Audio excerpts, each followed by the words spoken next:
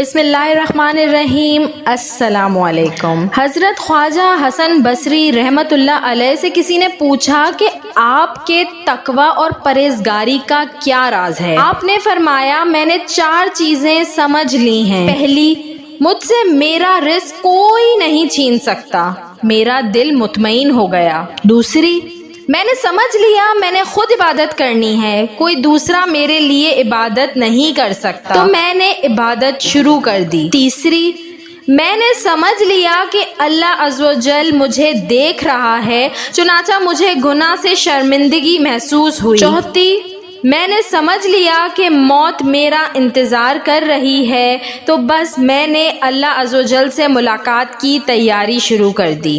Video اچھی لگی ہو تو اس کو ضرور لائک کریے گا اور میرے چینل کو سبسکرائب کر لیں ایسی مزید اچھی ویڈیوز دیکھنے کے لیے۔ تھینک یو، اللہ حافظ۔